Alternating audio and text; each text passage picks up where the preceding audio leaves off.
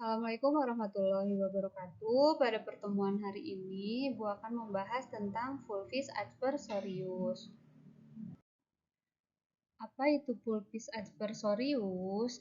Atau ketika diresep nanti akan menemukan kalian Fulv ADSP atau Fulv Adspor. Itu artinya Fulvis aspersorius atau nama lainnya adalah bedak tabur atau serbuk tabur atau serbuk tak terbagi. Bedanya dengan yang kemarin Fulverus adalah Fulverus itu serbuk terbagi atau pada saat kalian selesai meracik itu kan dibagi-bagi menggunakan kertas perkamen, dibagi ke dalam beberapa bungkus. Nah, kalau Fulvis aspersorius serbuk tak terbagi artinya serbuknya tidak dibagi-bagi atau dikemas dalam satu kemasan. Kemasannya adalah pot bedak. Kita lihat dari pengertian. Pengertiannya adalah Fulvis adversarius sediaan serbuk bebas dari butiran kasar.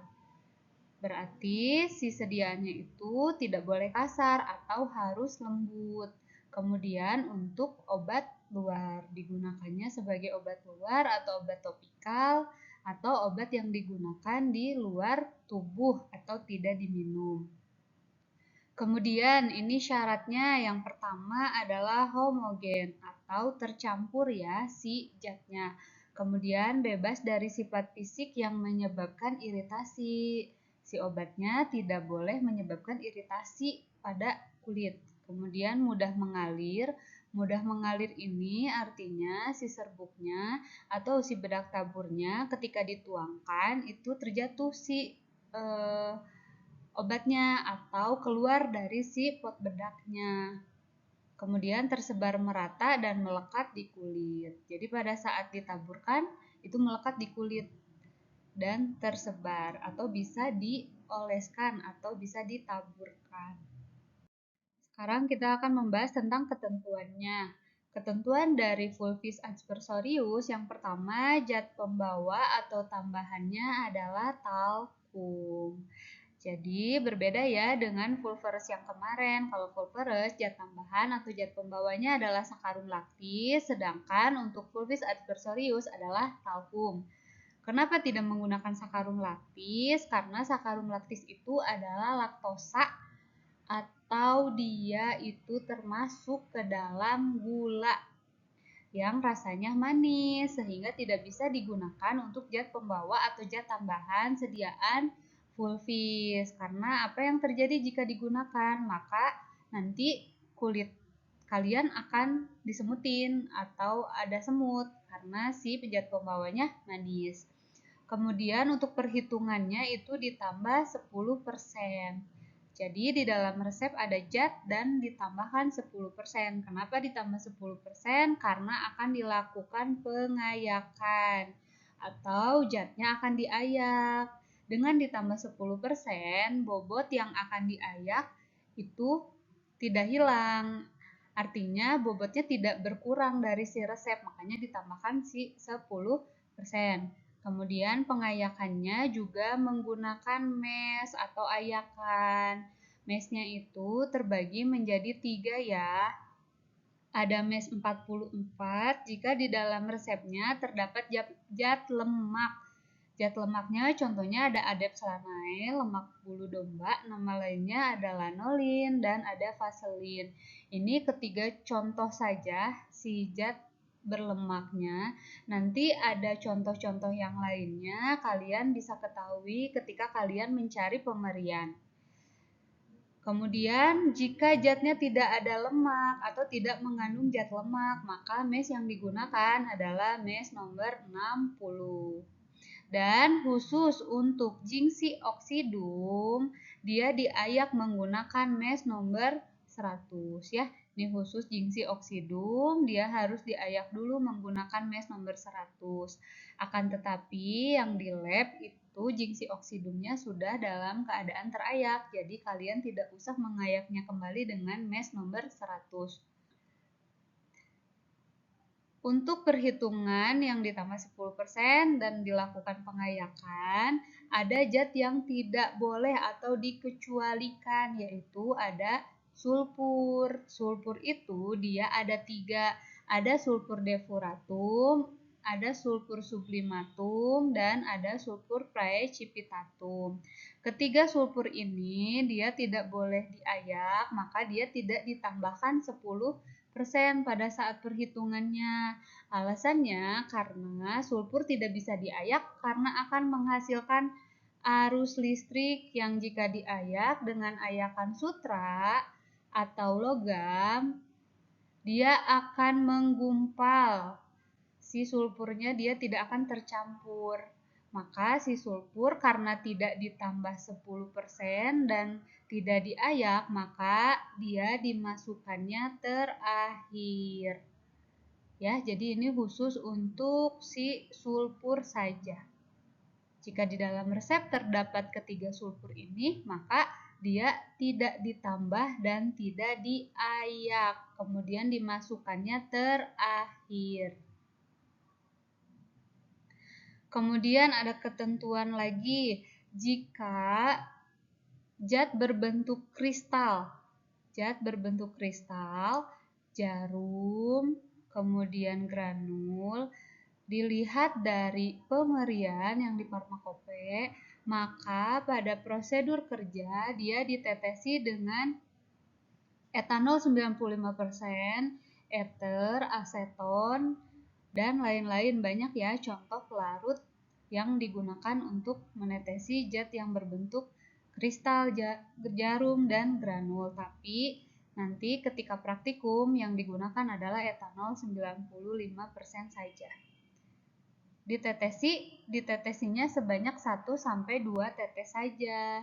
Jadi pada saat pembuatan si zat yang berbentuk kristal atau jarum atau granul, di sini contohnya adalah asidum salisil, dia harus ditetesi etanol dulu sebanyak 1-2 tetes. Contoh seperti ini prosedurnya, masukkan asidum salisilicum ke dalam mortir, kemudian tetesi dengan etanol 95% 1-2 tetes, gerus ad larut.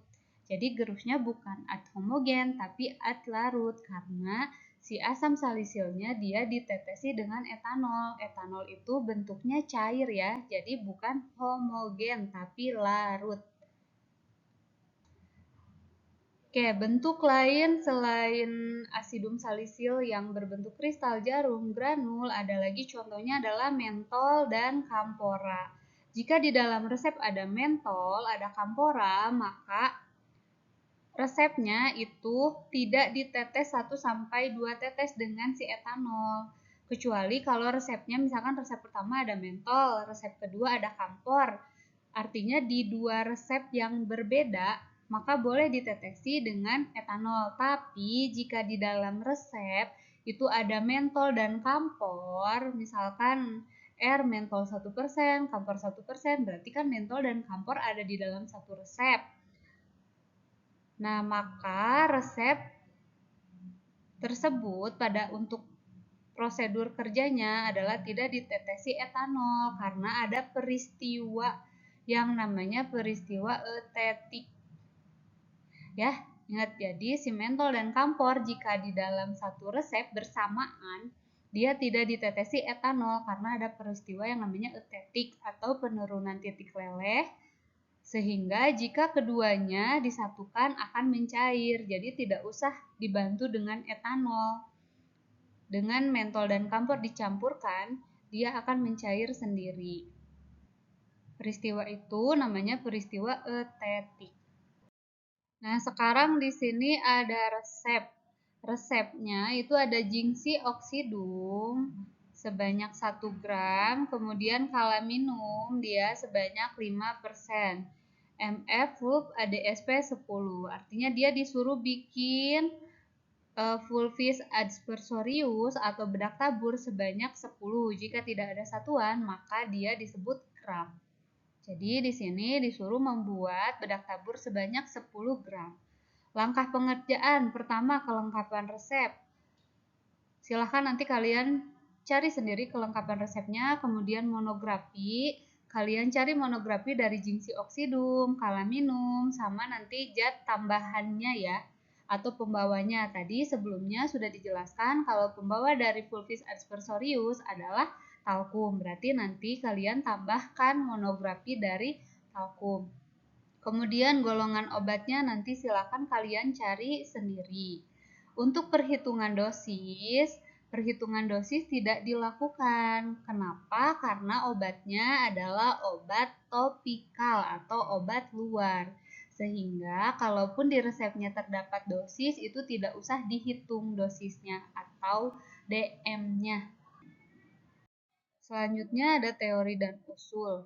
Untuk teorinya, berarti kalian nanti menuliskan kepanjangan dari ini ya. Misefak fulvis aspersorius decem. Decem itu 10. Ambil dan buatlah serbuk tabur sebanyak 10 gram. Kemudian S3DDUE berarti signatura terdedie usus externus. Tandai sehari 3 kali untuk pemakaian luar. UE itu kepanjangan dari usus externus ya, atau untuk pemakaian luar. Artinya nanti si obatnya untuk pemakaian luar biar si pasiennya paham. Kemudian sekarang untuk usulnya, pertama kalian harus mengusulkan zat pembawanya tadi. Zat pembawa dari sediaan fulvis adalah talkum, maka kalian usulkan talkum ad 10 gram. Kenapa ad 10 gram? Karena yang dibuatnya adalah sebanyak 10 gram. Kemudian perhitungan ditambah 10%. Tadi sesuai yang awal dijelaskan ya, ada penambahan 10%. Kemudian sediaan diayak menggunakan mes nomor 60. Karena sediaannya tidak ada zat lemak, jadi menggunakan mes 60. Nah, di sini tidak ada sulfur ya, berarti ditambah dan diayak. Kemudian sekarang untuk perhitungan bahannya, yang pertama adalah gingsi oksidum. Gingsi oksidum di dalam resep adalah 1 gram. 1 gram. Kemudian tadi di slide sebelumnya dia harus ditambah 10%, maka tambah 10%. 10% itu kan 10/100, maka ditambah kurung buka 10/100 dikali 1 gram. 1 gram di sini adalah berat dari si gingsi oksidumnya. Jadi sama dengan 1 gram ditambah 10/100 kali 1, hasilnya 0,1. 1 ditambah 0,1, hasilnya adalah 1,1 gram. Berarti nanti kalian menimbang gingsi oksidumnya sebanyak 1,1 gram. Kemudian zat yang kedua adalah kalaminum. Kalaminumnya di sini jumlahnya adalah 5%. Berarti kalian harus mencari dulu 5% dari total sediaan. Total sediaannya adalah 10 gram. Berarti cari 5% dari 10 gram. Cara menghitungnya berarti 5% itu 5/100 dikali 10 gram dari total sediaannya. Hasilnya adalah 0,5 gram. Kemudian kan harus ditambah 10%, berarti 0,5 gram kalian tambahkan 10%. Berarti 0,5 gram ditambah kurung buka 10/100 dikali 0,5 gram. 10/100 itu dari 10%, 0,5 gram di sini adalah hasil dari si kalaminumnya. Sama dengan 0,5 ditambah 0,05 gram. Hasilnya adalah 0,55 gram. Kemudian zat yang terakhir adalah talkum atau zat pembawanya. Talkum itu tadi diusulkan adalah ad 10 gram, maka talkum 10 gram sama ditambahkan 10%-nya, ditambah kurung buka 10% dikali jumlah talkumnya 10 gram. 10 gram ditambah hasil dari 10% dari 10 gram adalah 1 gram, jadi total si talkum adalah 11 gram. Nah, ini si talkum itu kan ad. Ya, tadi di usul sebelumnya itu ad si talkumnya. Maka, untuk mengetahui jumlah talkum, kalian harus mengurangkan talkum dengan zat yang sebelumnya. Zat yang sebelumnya adalah kalamin dan gingsi oksid. Berarti 11 gram dikurangi jumlah kalamin dan gingsi oksid. Jumlah kalamin yang sudah ditambah 10% adalah 0,55 dan jumlah gingsi oksid yang sudah ditambah 10% adalah 1,1 gram. Jadi 11 gram kalian kurangi kurung buka 1,1 gram ditambah 0,55 gram. 11 gram dikurangi 1,65 gram. Hasilnya adalah 9,35 gram. Jadi nanti kalian menimbang talkum sebanyak 9,35 gram. Nanti menimbangnya Ibu ulangi untuk gengsi oksid 1,1 gram. Kemudian untuk kalamin 0,55 gram dan talkum 9,35 gram. Sekarang kita ke prosedur kerjanya. Prosedur kerja yang Ibu masukkan adalah yang inti-intinya saja. Yang tidak dimasukkan berarti sama dengan sebelumnya, dari mulai siapkan alat dan bahan, setarakan timbangan, timbang semua bahan, itu kalian tinggal menulisnya saja. Nah, yang berbeda adalah pada saat memasukkan zat tambahannya. Yang dilakukan pertama adalah masukkan sebagian talkum ke dalam mortir gerus ad halus. Jadi talkum yang kalian timbang tadi dimasukkan sebagiannya dulu ke dalam mortir, kemudian digerus ad halus. Lalu langkah selanjutnya masukkan kalaminum ke dalam mortir gerus ad homogen. Kenapa kalaminum dulu? Karena kalaminum adalah bobotnya yang paling kecil. Kalau sudah homogen atau tercampur, baru masukkan gengsi oksidum ke dalam mortir gerus ad homogen. Nah, setelah itu masukkan sisa talkumnya ke dalam mortir gerus ad homogen. Pastikan semua zatnya sudah masuk ya. Nah, di sini prosedurnya sudah masuk semua zatnya, maka sudah semua di dalam mortir, lalu kalian ayak menggunakan ayakan mesh nomor 60. Jadi nanti sudah digerus semua, sudah homogen semua, keadaan zat semuanya ada di dalam mortir. Nanti kalian cari mesh nomor 60. Mesh nomor 60 dia ada di lemari. Lemarinya itu di sebelah, mohon maaf, ada di meja. Mejanya itu di sebelah meja kompor.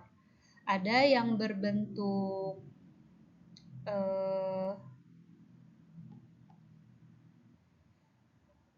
bahannya itu bulat, bentuknya bulat, bahannya dari krom ya, di sebelah meja kompor. Nanti cari atau nanti boleh ditanyakan yang mesh nomor 60.